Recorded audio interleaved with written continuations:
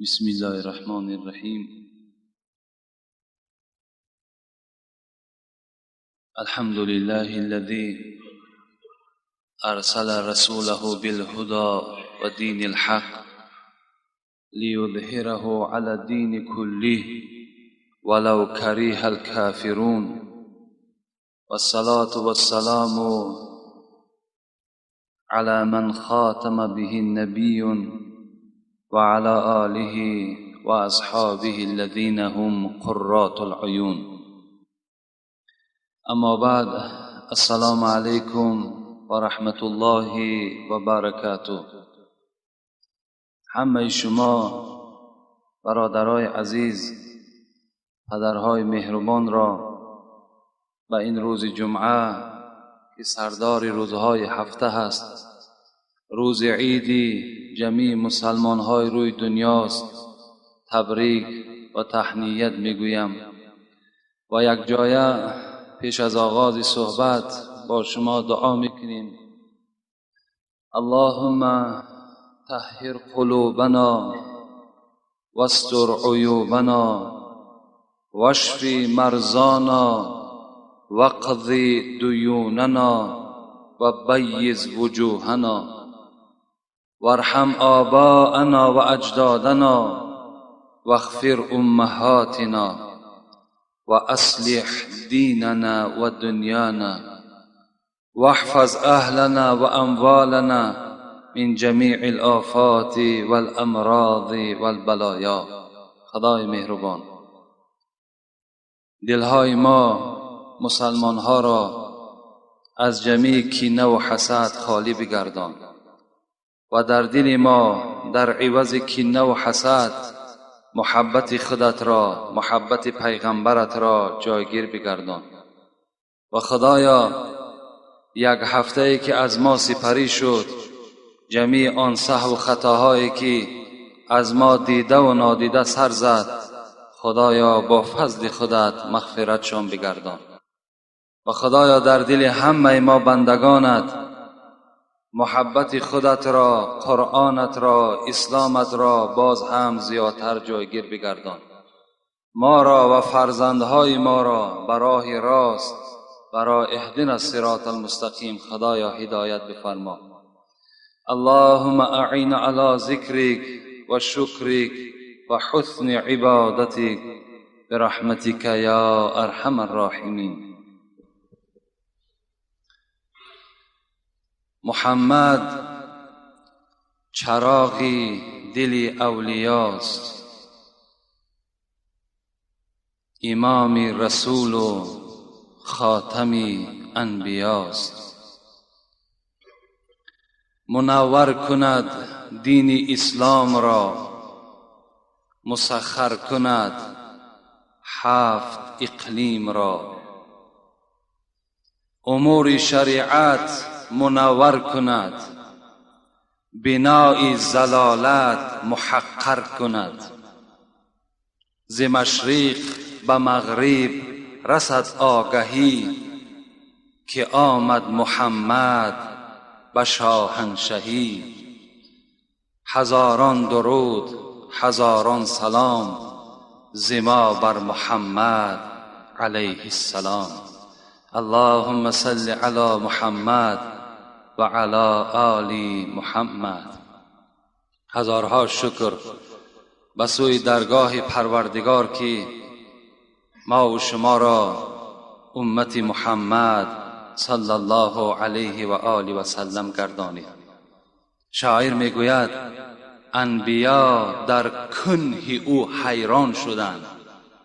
این 124,000 پیغمبری که با بعض عقاید از نزد خداوند به پیغمبری مبعوث شدند، وقتی که محمد پیغمبر شد، انبیا در کنه او حیران شدند.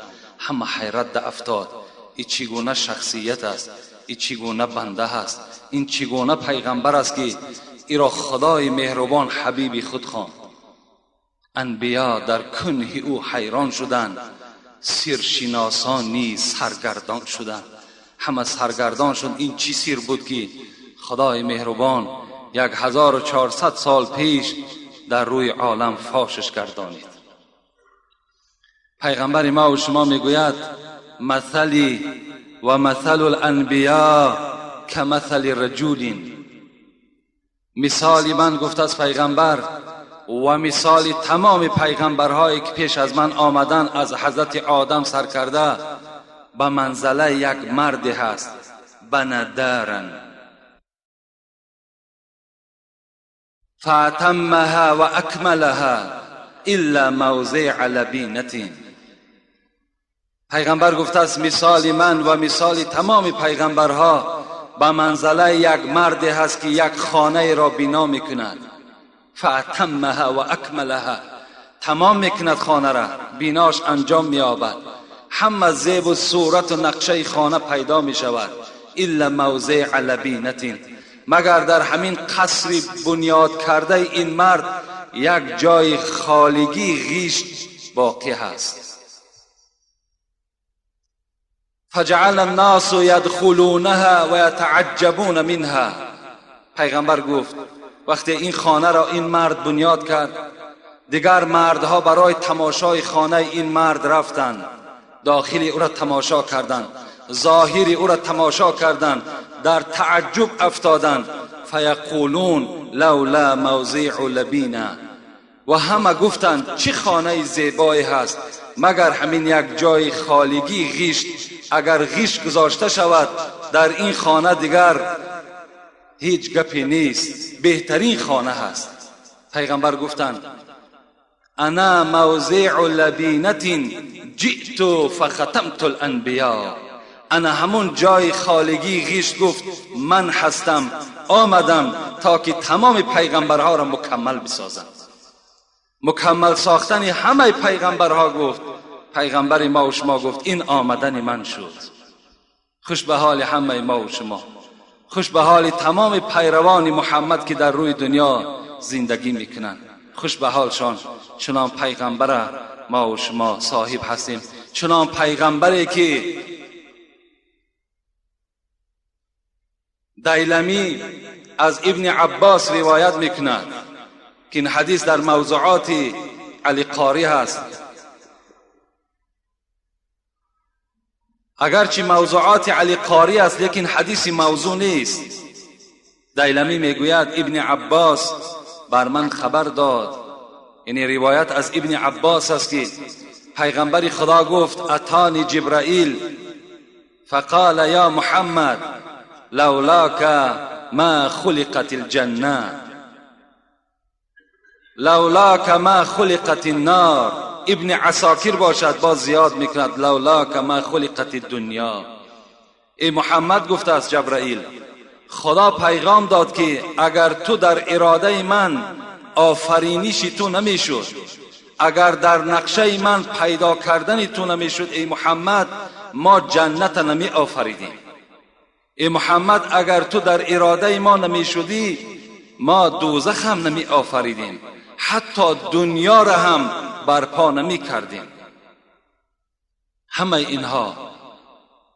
اینها در طفیل نور تو به دنیا آمدن.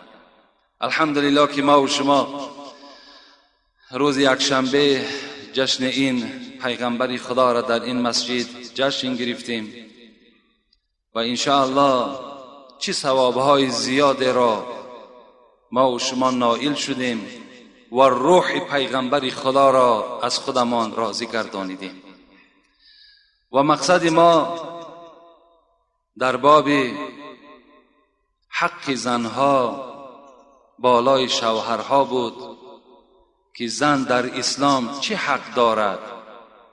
تا وقتی که پیغمبر خدا آمد حقهای زنها چگونه بود، یعنی دوره جاهلیت زنها چه قدر داشتند، چه قیمت داشتند. خواستم در این موضوع با شما صحبت انجام دهم، زیرا که بی نهایت سوالهای زیاد شکایت از زنها هست و از من طلب کردند که در این بابی حقهای زنها بالای شوهرها و حقهای شوهرها بالای زنها با ما صحبت کن.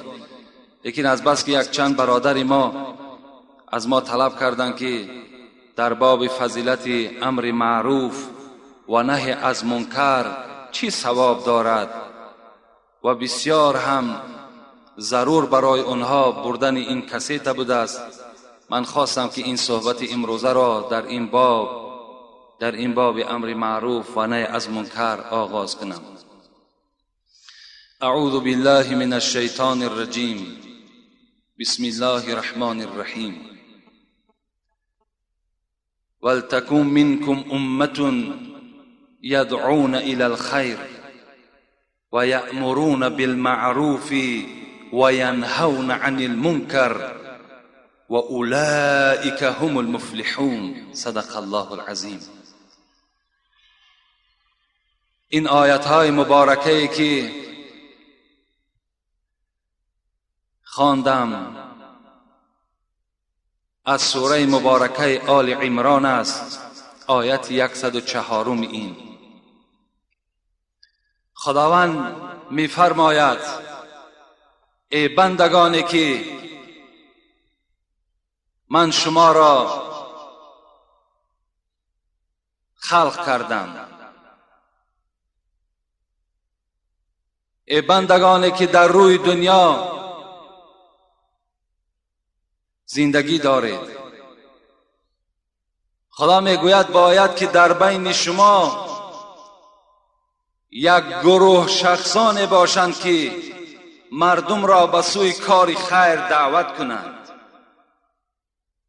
در روی دنیا برادرای عزیز هم کار خیر است هم کار بد است. با کار خیرش شما بی نهایت مکافات عالی از نزد خدا میگیرید، لکن به سبب کردن کار بد شما در عذاب خدا گرفتار میشوید. خدا میگوید مردم را باید شخصان در بین شما وجود داشته باشند که مردم را به سوی کار خیر دعوت کنند. و یأمرون بالمعروف و ینهون عن المنکر. در بین شما مردمان باشند که دیگر مردم را امر معروف و نهی از منکر کنند. پیش از آنی که من دوام آیت به شما تحلیل کنم، ناگفته نماند که امر معروف و نهی از منکر چی معنا دارد. زیرا که برای بعض اشخاص مردم وقتی میشنوند که در فلان معرکه امر معروف شده است، برای آنها چی گران است، چی یک واقعه هست، چی یک حادثه ناخوشی هست که فلان معرکه با امر معروف انجام یافت. حالان که امر معروف در خاندان تمام مسلمان از زبان تمام مسلمان صادر شده ایستاده است. امر معروف، امر با خیر، دعوتی به خیر، این امر معروف میگویند. برادر نماز بخوان، امر معروف. برادر به آزار مردم کوشش نکن، امر معروف. برادر عزیز پدر و مادر تا احترام کن، امر معروف. برادر عزیز زبان تا از غیبت نگه بدار، امر معروف. از قد راه یک سنگ را بیرا کن، امر معروف. این است امر معروف. نهی منکر از آن چیزی که خدای تو برای تو حرام گردانیده است، برادر عزیز باز ایست. این نهی منکر هیچی وایمه ندارد، یگان دهشت نیست. برای جامعه آباد شدن امر معروف و نهی از منکر حتمی و ضروری است. این مردمی که امروز چقدر ملایم هستند، چقدر حلیم هستند، چقدر احترام یکدیگر میکنند، همه این با شرافت امر معروف و نهی منکر است. و الا اگر امر معروف و نهی از منکر در بین ما و شما نباشد، خدا داناست، باور کنین سیرت ما و سیرت حیوان برابر است. خدا در دوام آیت چی میگه؟ اولئک هم المفلحون. آن کسانی که دست با امر معروف میزنند، دست با نهی منکر میزنند، آگاه باشین ای مردم که اینها در نزد من نجات یافتگی هستند، اینها نجات یافته هستند، با اینها عذاب دوزخ حرام گردانیده شده است. آن کسانی که زبان امر معروف دارند و نهی از منکر دارند. پیغمبر خدا که راوی این حدیث حضرت حذیفه است میگوید والذی نفس محمد بیدی، قسم به خدا میگوید پیغمبر، لتأمرون بالمعروف ولا تنهون عن المنکر او لیوشکن الله ان یبعث علیکم عقابا منه ثم تدعونه فلا یستجاب لكم. رواه مسلم. پیغمبر خدا گفتند، قسم به خدا گفتند ای امت مسلمان، شما امر معروف و نهی از منکر را در بینتان زنده نگه بدارید. اگر در بین شما امر معروف و نهی از منکر نباشد، قسم به عظمتی خدا که گفت بالای شما عذاب خدا میریزد. بعد از آن شما دست میبردارین خدایا این عذاب از این دیار ما، از کوچه ما، از خانه ما بردار، فلا یستجاب لکم. پیغمبر گفت دیگر خدا دعای شما را قبول نمیکنه. از این خاطر گفتم پیغمبر دائم پیوسته با امر معروف و نهی از منکر باشه. حدیث ابو هریره هست، میگوید پیغمبر خدا گفتند اذا عظمت امتی دنیا نزعت منها حیبت الاسلام. اگر امتی من، ما و شما را در نظر دارد پیغمبر، اگر امتی من دوست دارنده دنیا شوند، اگر امتی من در محبت دنیا غرق شوند، اگر امتی من همین دنیایی که همگی برای اینها 50 سال یا 60 سال مهلت دادگی است، در همین دنیا اگر عاشق شوند، نزعت منها حیبت الاسلام، از دل این امت حیبت اسلام دور می شود. در دوام چی گفتم پیغمبر؟ و اذا تصابت امتی سقطت من عین الله. اگر امتی من زبانش آلوده دشنام شود، وای به حال دشنام کننده، تو بدبخت هستی ای کسی که زبان تو به دشنام آموخته است، آشنا هست. پیغمبر گفتند کسی اگر از امتی من زبانش دشنام دارد، سقطت من عین الله، وای از رحمت خدا افتیدگی است، وای از رحمت خدا ناامید باشد. در آخر گفتند و اذا ترکت الامر بالمعروف و نهی عن المنکر حرمت برکت الوحی.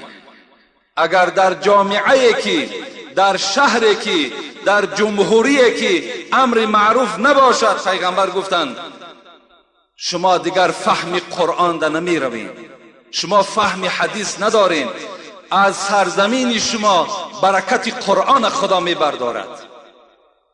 اگر در جامعه که امر معروف و نهی از منکر وجود نداشته باشد، همه این برکات، همه این پیشرفت جمهوری ما و شما، همه این کامیابی هایی که در جمهوری ما و شما می شود، همه این خاطر امر معروف و نهی از منکر است.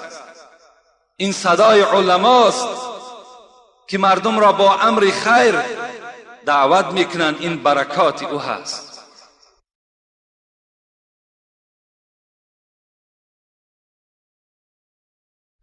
برای امر معروف و نهی از منکر کردن، پیش از آنی که باز دیگر فضیلت های این امر معروف را برای شما آگاه کنم، میخواهم سخنهای ابولیث را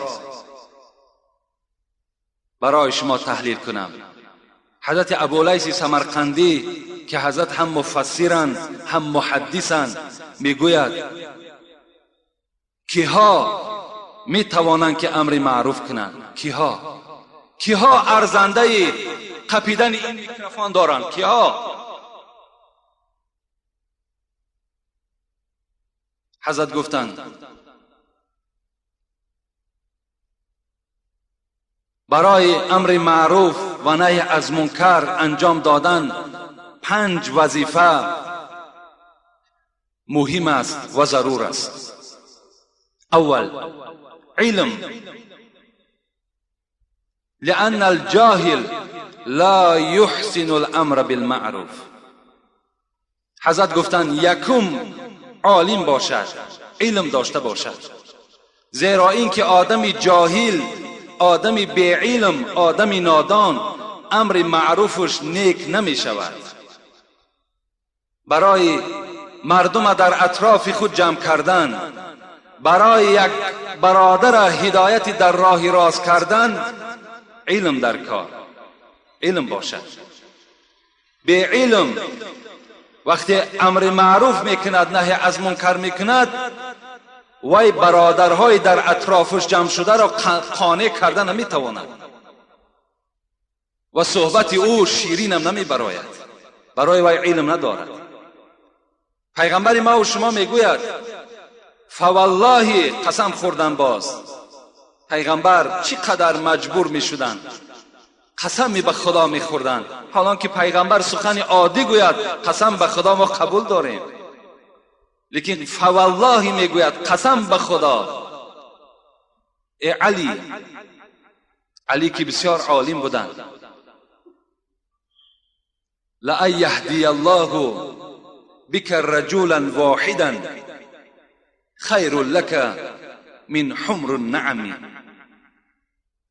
علی گفتند، قسم به خدا گفتند، اگر از دست تو، از علم تو یک آدم اگر رهنما شود، رهنمایی بیابد، هدایت بیابد، اگر از دست تو یک آدم نمازخوان شود، اگر از دست تو یک زن با ستر شود، اگر از دست تو یک آدم روزدار شود، اگر از علم تو یک آدم مسجد آمدن پیشه خود کند، قسم به خدا گفتن از یک اشتر سرخی که تو در راه خدا قربانی میکنی، این برای تو بهتر است. اشتر سرخ گفتن پیغمبر، اون زمان از اشتر سرخ دیده دیگر حیوان و اشیاء قیمت نبود. از این دیده گفت برای تو یک آدم هدایت کن، گفت با علم داشتگی خود، این برای تو بهتر است. رسول اکرم در دیگر حدیث ها میگوید اذا مات ابن آدم انقطع عمله. وقتی فرزند آدم که از دنیا گذشت، عملهاش منقطع میشوند، یعنی دری عملهای او بسته میشوند، دیگر عملی نیک و عملی بد را انجام دادن نمیتواند، زیرا روح در بدن او نیست. الا من ثلاث. پیغمبر در دوام گفتند لکن سه طایفه، سه طریقه شخصان نامه اعمالشان کشاده هست، اگرچه در قبر خوابیدن. اینا کیا باشند؟ صدقه جاریه. پیغمبر گفت کسانی که در دنیا صدقه جاریه کرده باشند، مسجد بنا کردند یا برای بنای مسجد مبلغ گذرانیدند، کوپرک ها بنا کردند، راه ها ساختند، برای یک دهه‌ای که آب نداشت آب آوردند، برای یک دهه‌ای که گاز نداشت گاز آوردند، و دیگر کردارهایی که صدقه جاریه‌ای که ابدی در حق جان او میرسد. اگر این عملها را انجام داده باشند، گفت پیغمبر، چی هست؟ عملهای او منقطع نیست، گفت نامه اعمال او پوشیده نیست، بلکه در قبر هم این کرداری در دنیا کردگیش به فایده او هست. دویم رسول اکرم گفتند او ولد صالح یدعو له. دویم فرزند در دنیا گذاشته باشد، فرزند عرق نوش نه، فرزند پولدار از خدا مغرور از خدا برگشتگی نه، فرزند نمازخوان، فرزند خدا ترس، دختری با حیا اگر در دنیا ترک کرده و رفته باشد، تا قیامت عملهای نیک این فرزندها در نامه اعمال پدر نویسانده می شده است. رسول اکرم سوم گفتند او علم ینتفع به. عالمی که در دنیا علم داشته باشد، از علم او مردم بهره برداشته باشد. کسانی که اگر از یک موعظه عالم یا از یک تعلیم عالم اگر هدایت یافته باشد، اگرچه عالم از دنیا هم که گذرد، عملهای نیکی او هم در نامه اعمال عمل کننده و هم در آن عالم نویسانده می شده است. بین یکم علم، لیکن عالم هایی که اگر سکوت داشته باشند، عالم هایی که برای که مردم را احترام کنند خاموشی را پیشه خود کرده باشند، چی؟ در سنن ابو داود و ترمذی پیغمبر خدا حدیثی گفتند: من سئل عن علم فکتمه الجم یوم القیامت بلجام من نار. پیغمبر گفت کدام عالمی که علم داشت لیکن در دنیا نه تعلیم داد، نه موعظه کرد، نه یک کس راهنمایی کرد، روز قیامت لجام زده می شود از لجام های آتش دوزخ.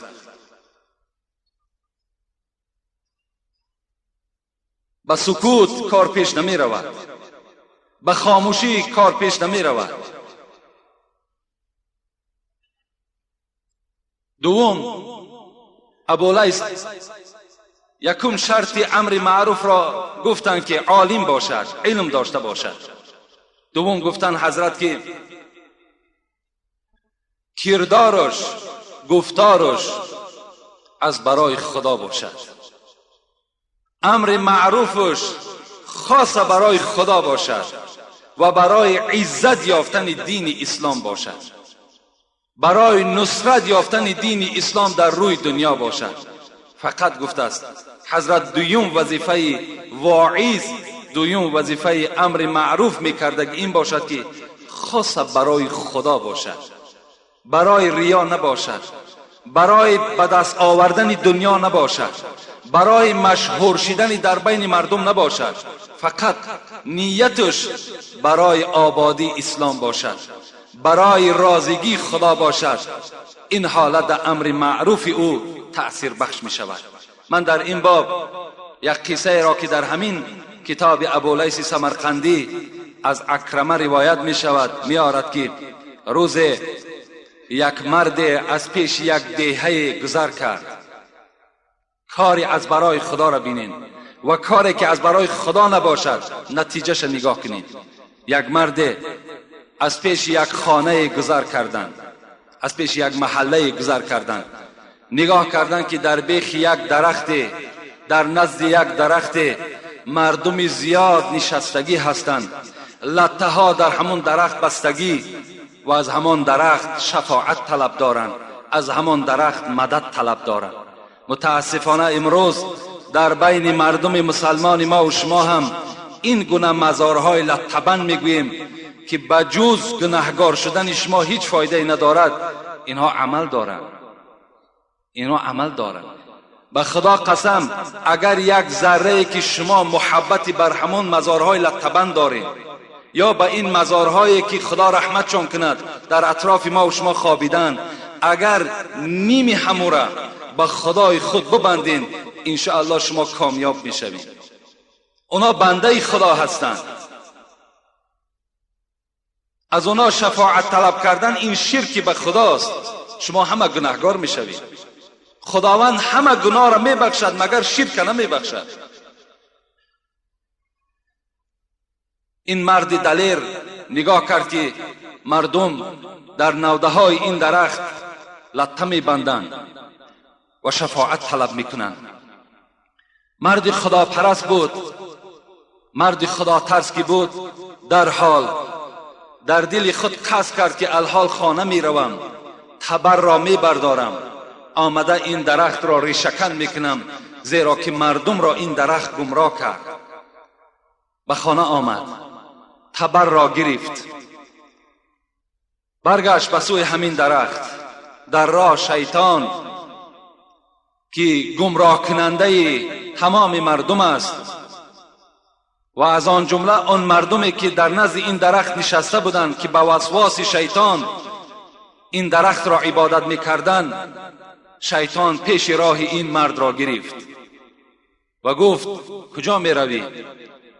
گفت در اون موضع، گفت درختی هست که مردم وی را عبادت میکنند و مردم از خدا دور شدند، میخواهم که این درخت را ریزه ریزه کنم. شیطان چی گفت؟ و تو چی حاصل است؟ گفت چی لازم؟ از میده کردن او چی فایده دارد؟ دید که مرد به نهایت یک غیرت اسلامی دارد، تمام عملش فقط از برای خداست. دید که مرد قبول ندارد، گفت با یک شرط، گفت از پیش من دور میشوی، من تو را اولا نمیگذارم و اگر بخواهی که از من گذری با من گوشتین میگیری، اگر مرا در همین گوشتین اگر مغلوب کنی مرحمت را درخت را پاره پاره کن. میگد این مرد که از برای خدا بود، چنان قوت خدا بر این بخشیدگی بود که این شیطان را میگد 3 باره که گوشتین گرفتن در زمین زد.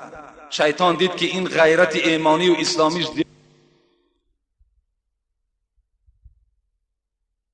بینید در حال حیله یهودی را استفاده کرد. مردم یهود گفت ای مرد، گفت الحال رفته و پاره پاره میکنی، بعد چی؟ هیچی فایده به تو نمیرسد. من به تو یک پیشنهاد دارم، هر روز 3 تنگه در دستی تو میدهم، از همین نیتت پس بگرد. سحر بالیش تا بیراه کن، در زیر بالیش تو من 3 تنگه باقی میمانم. امروز دنیای اسلام هم اختلاف ها هم همه به پول شده است. این اختلاف ها و این نافهمی ها و این جنجال ها همش سببش همین دنیا هست. این مرد در حال قبول کرد، گفت گپی راست، گپی معقول. پس گشت آمد سحر خیز نگاه کرد، 3 تنگه در زیر بالیش نشست، گرفت استفاده کرد. روز دیگر از بین میگه 4-5 روز گذشت. 5م روز میبردارد بالیش تا که هیچ تنگه در زیر بالیش نیست. در حال میگوید باز همون کار من انجام میتون. خبر را میگیرد، باز در راه حرکت میکند.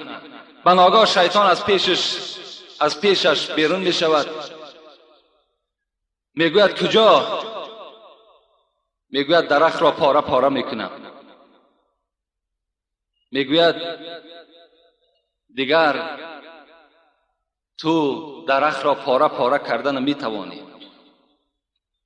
اول با همراهی من گوشتین گیر، بعد مرحمت رفته درخت را پاره پاره کن. وقتی شیطان با همراهی این مرد مسلمان گوشتین میگیرد، هر باره که گوشتین میگیرد شیطان ویا مغلوب میکند، غالب بالای این میآید.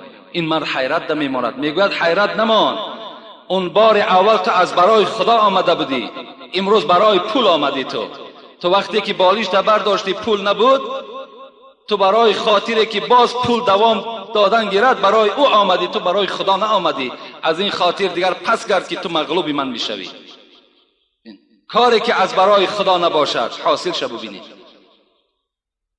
و کسانی که برای عزت خودشان، برای به دست آوردن دنیا اگر موعظه میکنن، امر معروف میکنن، اینم پاینده نیست، اینم عاقبت آشکار میشود.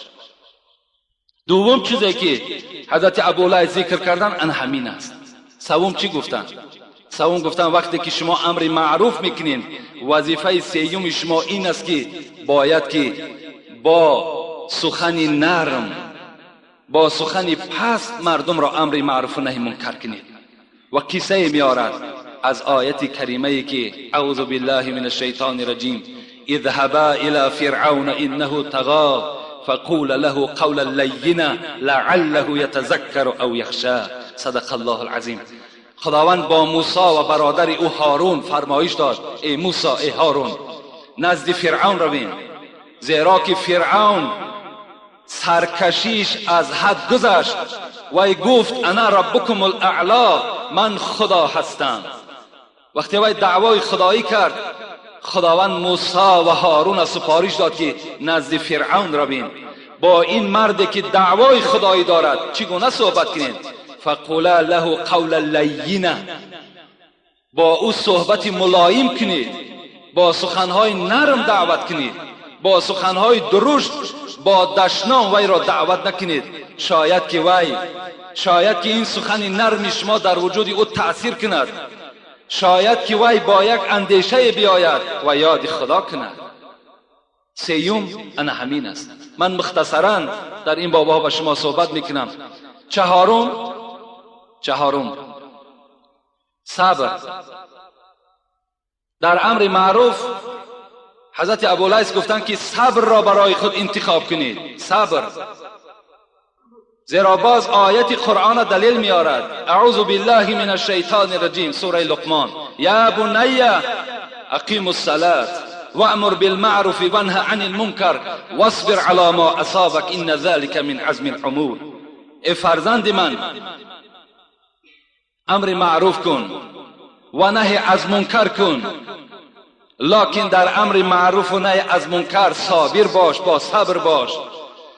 و بعد امر معروف و نهی از منکر شاید که بالای تو چه واقعه‌های رخ دهد، چه عذابها و چه مشکلات بالای تو بیاید، لیکن اجرش هم گفتن حضرت لقمان خیلی زائد است، خیلی کلان است. پنجم چیزی که ابولیث ذکر کردن این است که آن کسی که امر معروف میکند و نهی از منکر میکند خود عمل کننده باشد. در سخن میگفتگی خودش عمل کننده باشد. اگر عمل کننده نباشد در زیر این آیت داخل می شود. اعوذ بالله من الشیطان الرجیم. یا ایها الذین آمنوا لما تقولون ما لا تفعلون کبر مقتا عند الله ان تقولوا ما لا تفعلون. سوره صف. خدا میگوید ای کسانی که دعوای ایمانداری میکنید، چرا میگویید خود نمیکنید؟ چرا مردم به امر خیر دعوت میکنید؟ چرا مردم نهی منکر میکنید لیکن خودتان اصلاح نشدید؟ کبر مقتا عند الله ان تقولوا ما لا تفعلون. خدا میگوید چه ناپسند است، چه ناخوب است، چه عذاب دهشتناک است برای آن کسانی که در دنیا امر معروف میکنند لیکن خود عمل کننده نیستند. چه عذابی هست، چه دهشتی هست، چه شرمندگی هست. رسول اکرم میگوید مثل العالم الذي يعلم الناس خيرا ولم يعمل به كمثل سراج يضيء للناس ويحرق نفسه. متفق علیه.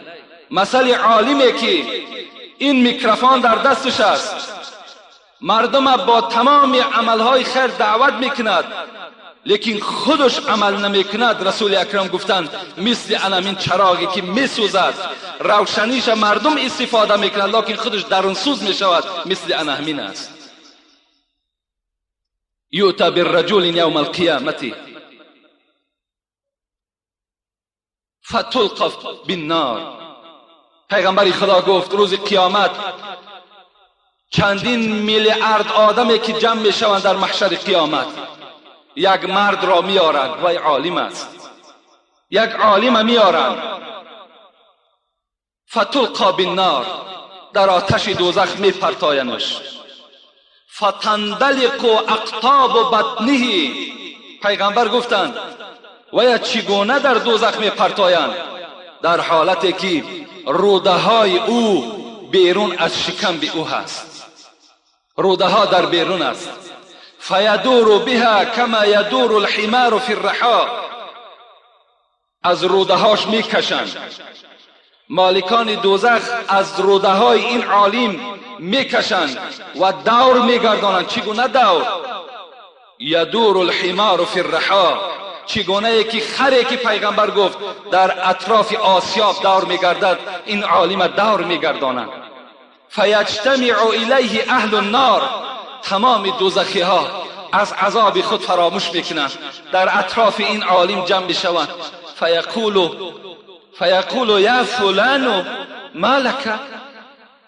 ای فلانی، ای عالم، ای داملا، ای خطیب، تو همان کسی نبودی؟ اتأمر بالمعروف و تنهی عن المنکر. مردم امر معروف میکردی، مردم نهی منکر میکردی، آیا تو همون نیستی؟ فیقول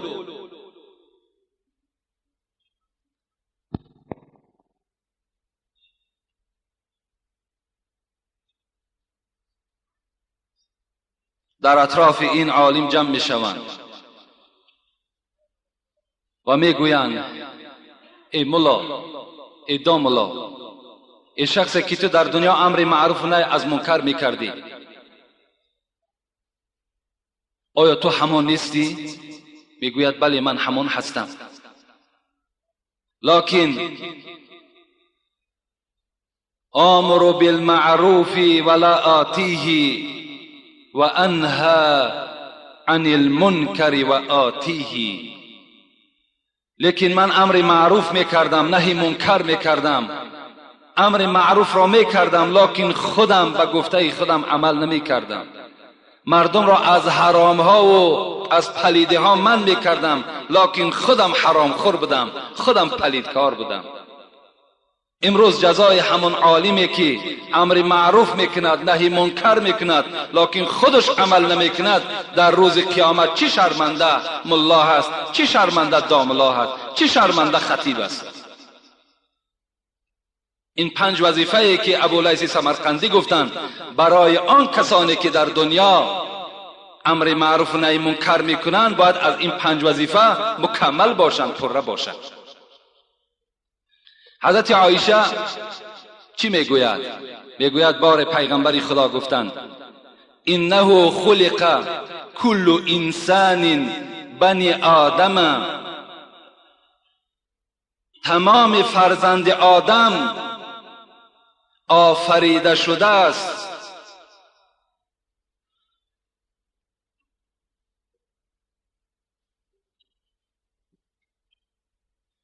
ستین و 300 مفصل،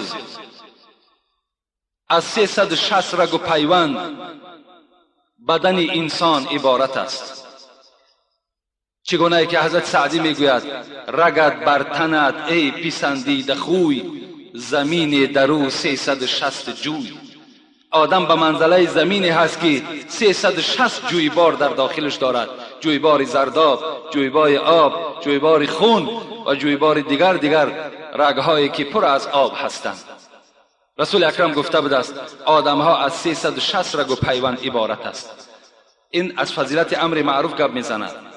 در دوام گفتند فمن کبر الله و حمد الله و هلل الله و استغفر الله و عزل حجرا عن طریق الناس او شوکتا او عزما عن طریق الناس او امر بالمعروف و نهى عن المنکر عدد 60 و 300 فقط یمسی یومئذ فقط زحزح نفسه عن النار. پیغمبر گفته بود است کسی که اگر از آدمیزاد یک بار بگد الله اکبر، یک بار الله اکبر خدا بزرگ است گوید، یا بگوید الحمدلله، یا بگوید لا اله الا الله، یا چی بگوید استغفر الله در دوامش، یا اینکه از راه چیزی که وی آزاردهنده برادر مؤمن است میگیرد، چه از بعض بد اخلاق ها و به تمیزی که در راه آب بینی را میپرتایند یا آب بلغم دهانشان را میپرتایند که سبب دیدن چندین مسلمان ها میشود و در این آب بینی وی گناهگار میشود به سبب آزار برادر مؤمنش. وقتی این را بنده مسلمان که دید یک مشت خاک میارد بالای او میپرتاید یا با پای خود وی دور میکند او شوکتا، یا خار را گفت پیغمبر خدا از سر راه مسلمان بیره کرد، او عزما یا اینکه یک استخوان را از قد راه بیره کرد یا سنگ را بیره کرد.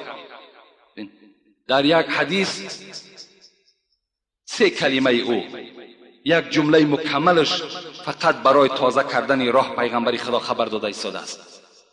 زیرا که پیغمبر خدا از این راه تازه کردن برای ما و شما چنان حدیث بیان کرده است که اگر این حدیث برای ما و شما تأثیر کننده باشد تا آخر عمر در راه هر چیزی که آزاردهنده باشد ما تازه میکنیم. پیغمبر خدا چی گفتند؟ عرضت علی اعمال امتی حسنها و سیئها. من شب معراج وقتی که در نزد من کتاب گناه ها گذاشته شد و کتاب ثواب ها گذاشته شد، من خواستم که گناه کلانترین را بیابم و ثواب کلانترین را بیابند. فوجدت فی مساوئ اعمالها النخاعة تکون فی المسجد لا تدفن. رواه مسلم. گناه کلانترین پیغمبر خدا گفتند این است که کسی در مسجد می درآید و آب دهانش را، آب بینیش را، یا توف میگویم ما و شما، در مسجد توف میکند. این یکی از گناه کلانترین است گفت پیغمبر خدا. کسی که اگر آب بینیش داشته نمیتواند، کسی که آب دهانش قپیده نمیتواند، برای او باید که روی مالچه باشد. میتواند انسان در داخل مسجد با روی مالچه چی بینی خدا چی دهانی خدا پاکیزه کند و گناهگار نمیشود.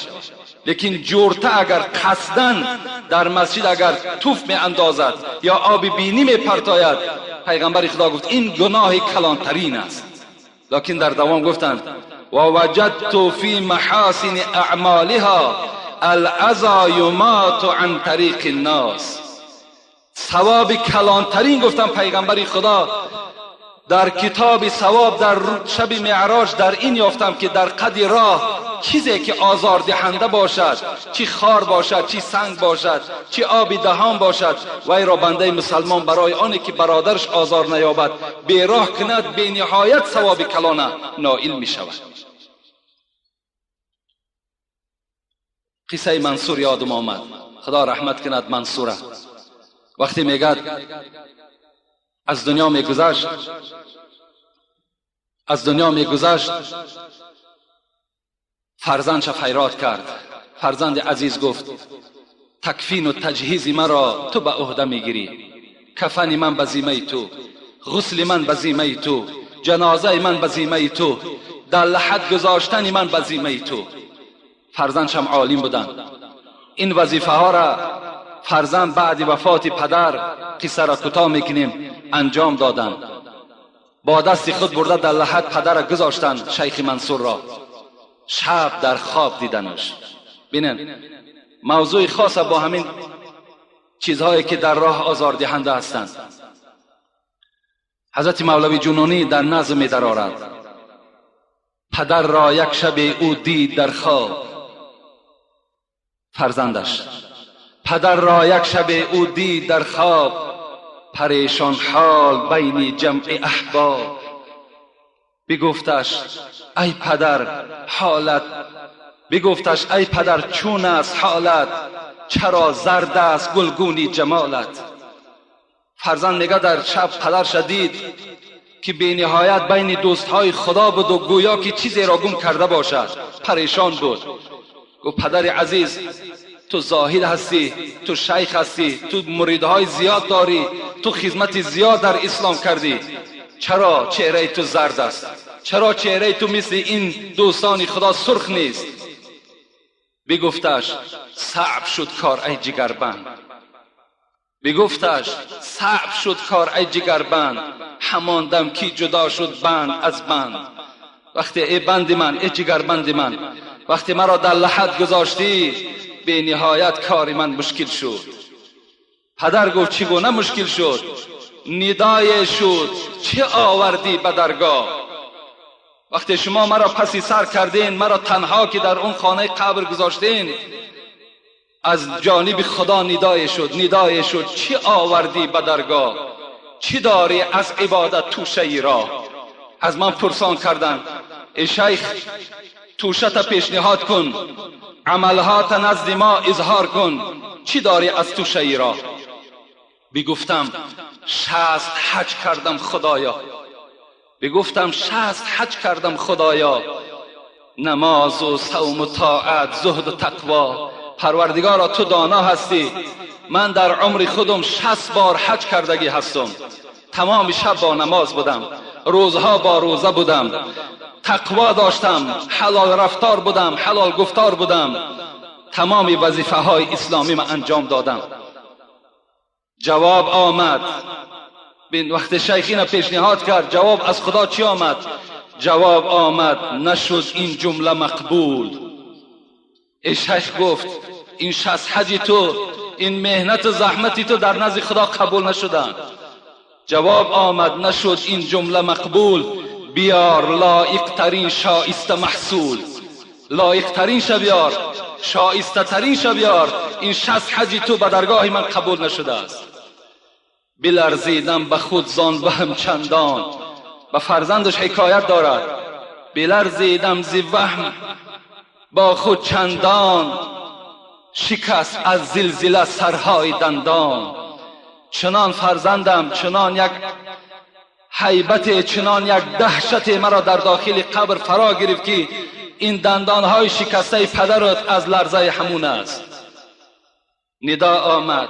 بعد این چی ندا آمد؟ ندا آمد که روز یاد داری ای شیخ، یک روز را یاد داری. ندا آمد که روز یاد داری.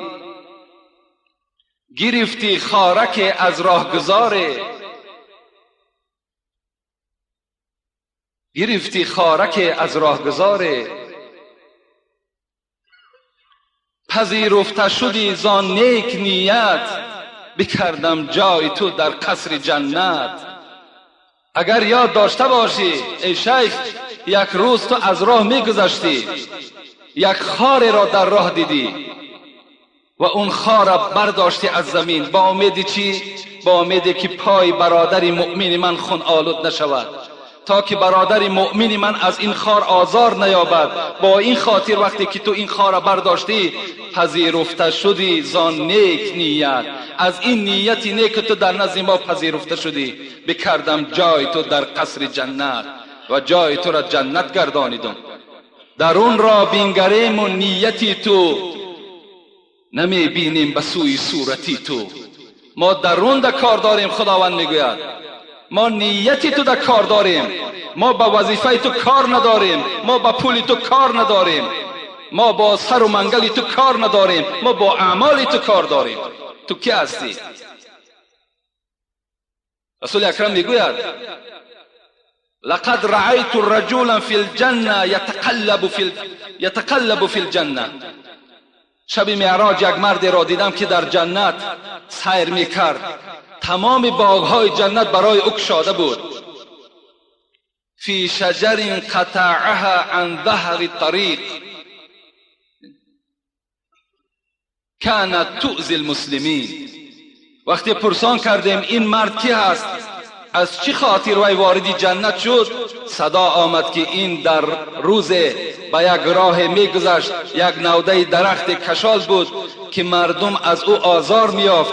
همان نوده را شکست تا که آزار برادر مسلمان نشود. این نیتی نه که این در نزد ما پسند آمد و این مرد را ما وارد جنت گردانیدیم. خوش به حال تمام آن مسلمان هایی که غمخوار مسلمان هستند.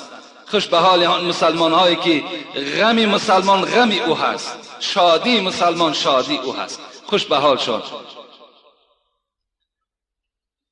در دوام این حدیث کمتر طولانی هست.